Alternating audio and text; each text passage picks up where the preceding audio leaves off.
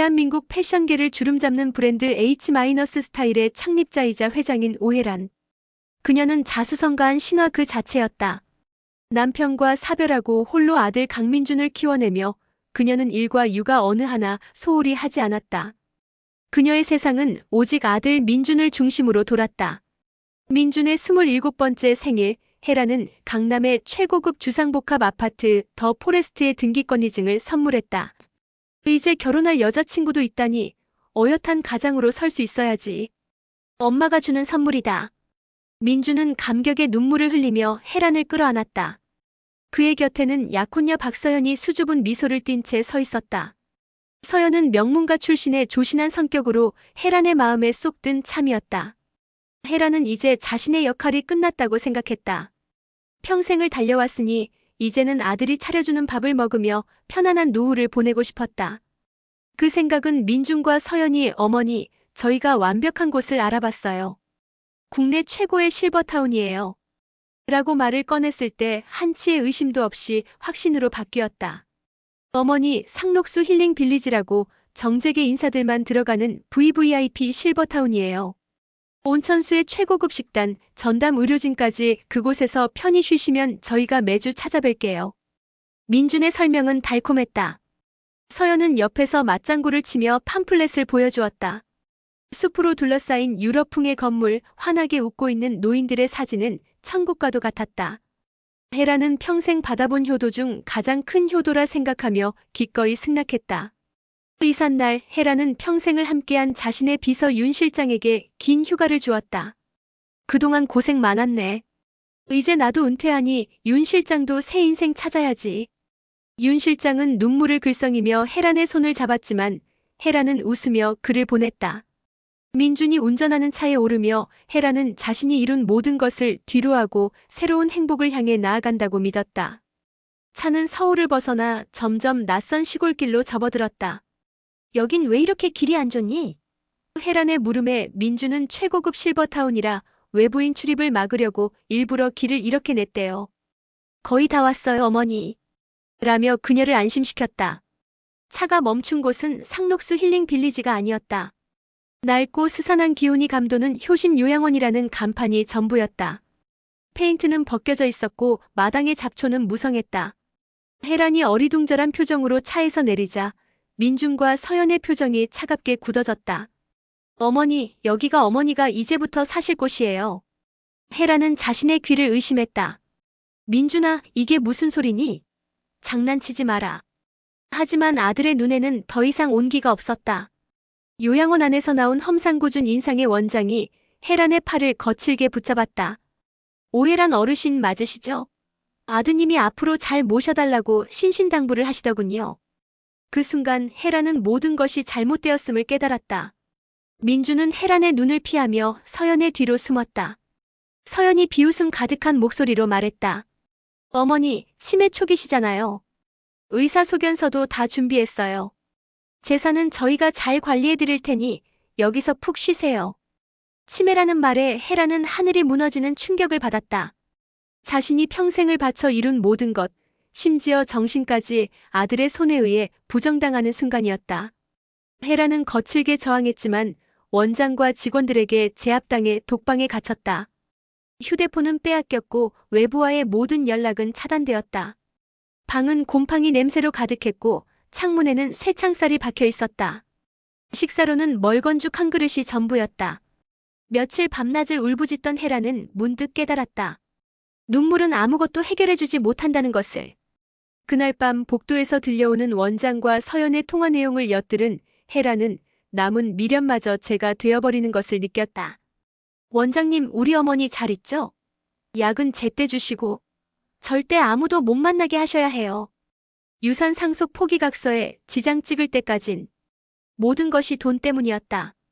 자신이 아들에게 사준 그 집, 자신의 전 재산을 노린 아들과 며느리의 추악한 계략이었다. 절망의 끝에서 혜란의 눈빛이 바뀌었다. 슬픔과 충격이 사라진 자리에는 시베리아의 눈보라보다 차가운 분노와 복수심이 타오르기 시작했다. 강민준, 박서연, 너희가 내게 준 이 지옥 몇천 배로 돌려주마. 내 모든 것을 걸고. 복수는 철저한 계획에서 시작된다. 헤라는 더 이상 난동을 부리지 않았다. 대신 치매 걸린 노인 행세를 하며 요양원의 모든 것을 관찰하고 분석하기 시작했다.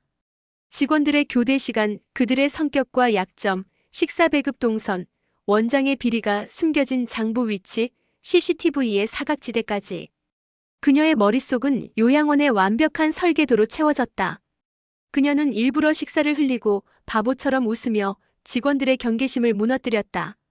그들은 강남의 여왕 오해란이 완전히 무너졌다고 확신했다.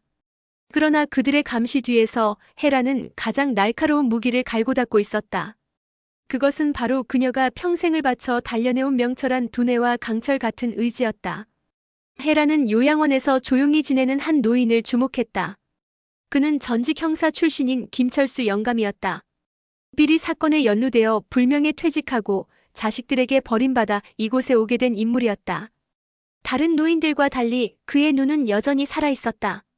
헤라는 일부러 식판을 들고 가다 그의 앞에서 넘어졌다. 김영감은 무심한 척 그녀를 부축해 주었다. 그 순간 헤라는 그의 귓가에 나지막이 속삭였다. 여기서 나가게 도와주면 당신의 누명을 벗겨주지. 김영감의 눈이 순간 크게 흔들렸다.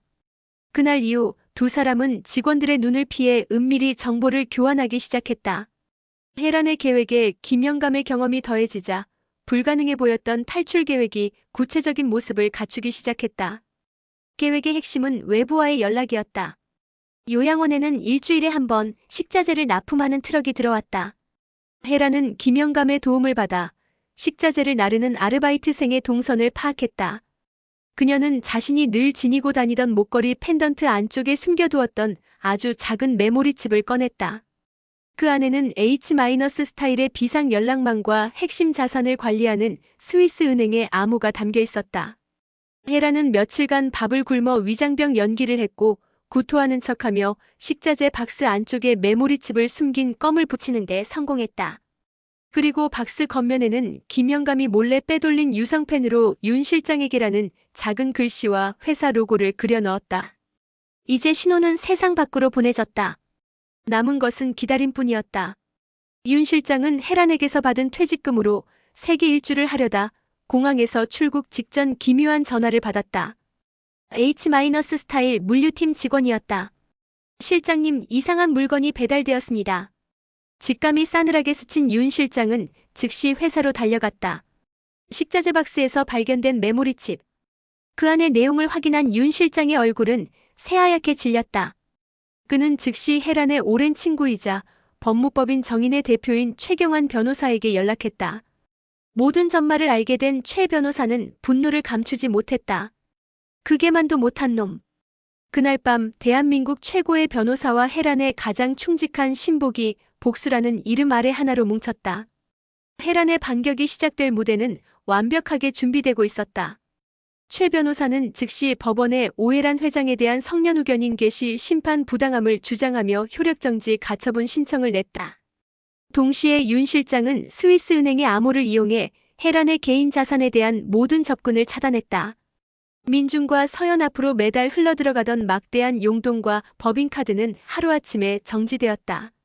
명품 쇼핑을 하던 서연은 한도 초과라는 말에 망신을 당했고 민주는 상속받을 재산을 담보로 빌린 사채업자들의 빚 독촉에 시달리기 시작했다. 그들은 자신들의 돈줄이 말라붙기 시작했다는 사실을 깨닫고 불안에 떨기 시작했다. 헤란의 복수는 단순히 돈줄을 끊는 것에서 끝나지 않았다. 그녀는 적의 내부를 무너뜨리기로 결심했다. 윤 실장은 H- 스타일 내부에 아직 남아있는 헤란의 사람들을 움직였다.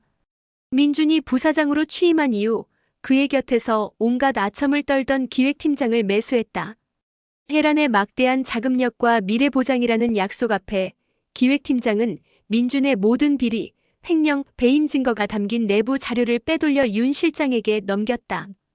민준은 자신이 가장 믿었던 신복의 손에 목줄이 채워지고 있다는 사실을 꿈에도 모른 채 들어오지 않는 돈 때문에 서연과 매일같이 싸우기만 했다. 한편 김영감은 자신의 옛 동료였던 흥신소 사장을 움직여 박서연의 뒷조사를 시작했다. 곧 충격적인 사실이 드러났다. 서연은 명문가 출신이 아니었다. 그녀의 아버지는 사기 전과범이었고 어머니는 도박에 빠져 가산을 탕진한 상태였다. 그녀는 신분 세탁을 통해 민준에게 접근했고 그의 배경과 혜란의 재산을 노린 것이었다. 심지어 그녀는 민준 몰래 다른 남자와 미래를 즐기고 있었다. 그 상대는 민준이 주식 투자를 맡겼던 증권사 직원이었다. 그들은 혜란의 돈으로 주가 조작을 공모하며 부정한 돈을 챙기고 있었다. 모든 증거는 차곡차곡 최 변호사의 손에 쌓여갔다. 법원의 심리가 시작되고 최 변호사는 민준과 서연이 위조한 치매 진단서의 허점을 파고들었다. 결정적인 순간 요양원의 한 간호사가 증인으로 나섰다. 그녀는 평소 원장의 비인간적인 처사에 불만을 품고 있었고 윤 실장의 설득에 넘어가 양심선언을 하기로 결심했다. 그녀는 혜란이 지극히 정상이었으며 원장과 아들 내외가 모든 것을 꾸몄다고 증언했다. 결국 법원은 혜란의 손을 들어주었고 그녀는 드디어 지옥 같던 효심 요양원에서 벗어날 수 있었다. 요양원 문을 나서는 날 혜란은 자신을 배웅하는 김영감에게 말했다. 약속은 지키겠소. 조금만 기다리시오. 혜란의 귀환은 H- 스타일을 발칵 뒤집어 놓았다. 직원들은 충격과 공포에 휩싸였다. 하지만 혜란은 아무것도 묻지 않았다. 오히려 수척해진 얼굴로 그동안 아들이 회사를 잘 돌봐주었구나. 내가 잠시 아팠어서라며 민준을 감쌌다. 민준과 서연은 혜란의 의중을 알 수 없어 혼란에 빠졌다. 혜란이 모든 것을 용서했다고 믿고 싶었다. 혜란은 한 발 더 나아가 자신의 건강 회복과 아들 내외의 노고를 치하하는 의미에서 성대한 파티를 열겠다고 선언했다. 정재계의 모든 거물들이 초대되었다. 이것은 용서의 파티가 아니었다. 복수를 위한 거대한 연극 무대의 시작이었다. 파티 당일 더 포레스트의 연회장은 화려함의 극치를 달렸다. 민준과 서연은 마치 자신들이 주인공인 양 손님들을 맞았다. 그들은 혜란이 모든 것을 잊고 예전으로 돌아왔다고 확신하며 안도했다. 혜란은 우아한 드레스를 입고 온화한 미소로 하객들을 맞이했다. 하지만 그 미소 뒤에는 가장 차가운 칼날이 숨겨져 있었다. 파티가 무르익을 무렵 혜란은 단상에 올라 마이크를 잡았다. 오늘 이 자리에 와주신 모든 분들께 감사드립니다.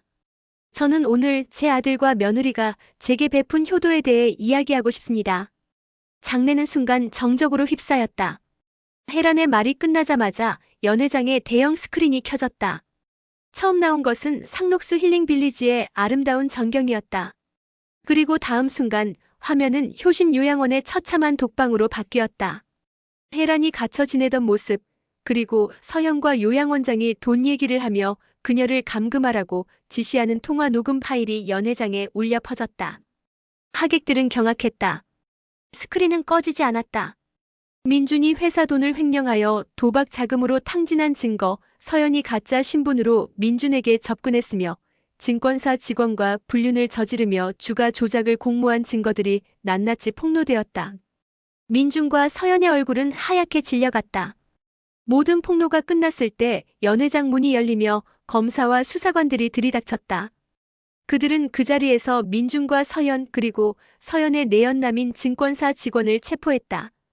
혜란은 싸늘한 눈으로 그들을 지켜보았다. 내 아들아, 내가 말한 효도의 대가가 이것이더냐? 민준은 혜란의 발치에 매달려 용서를 빌었지만 혜란은 돌아보지 않았다. 그들의 추악한 바벨탑은 한순간에 무너져 내렸다. 파티에 참석했던 모든 사람들은 대한민국을 뒤흔들 이 대형 스캔들의 증인이 되었다. 몇 달 후 민준은 집행유예로 간신히 풀려났다. 모든 재산을 잃고 빈털터리가 된 그는 다시 혜란을 찾아와 무릎 꿇고 용서를 빌었다. 혜란은 그에게 두 가지 선택지를 주었다. 하나는 내 죄를 평생 뉘우치며 사회의 가장 밑바닥에서 내 힘으로 살아보는 것. 다른 하나는 다시 감옥으로 돌아가는 것이다. 혜란은 민준을 H- 스타일의 가장 험한 염색 공장으로 보냈다. 그곳에서 그는 이름 대신 수임번호 같은 사원번호로 불리며 평생 만져보지도 못한 고된 육체 노동을 하며 죗값을 치르게 되었다. 진정한 노동의 의미와 돈의 가치를 뼈저리게 깨닫게 하기 위한 혜란의 마지막 교육이었다. 박서연은 주가 조작과 사기 혐의로 중형을 선고받고 교도소에 수감되었다. 그녀의 집안 역시 풍비박산이 났다. 혜란은 그녀에게 민사소송까지 걸어 위자료를 청구했고 그녀가 빼돌렸던 마지막 재산까지 모두 환수했다. 교도소에서 나온다 해도 그녀에게 남은 것은 아무것도 없었다. 한때 강남의 사모님을 꿈꾸던 그녀는 이제 차가운 감방 안에서 자신의 탐욕이 불러온 비참한 결과를 곱씹으며 남은 인생을 보내게 되었다. 헤라는 자신을 도운 사람들을 잊지 않았다. 그녀는 최경환 변호사에게 막대한 성공 보수와 함께 H- 스타일의 법률 고문직을 제안했다.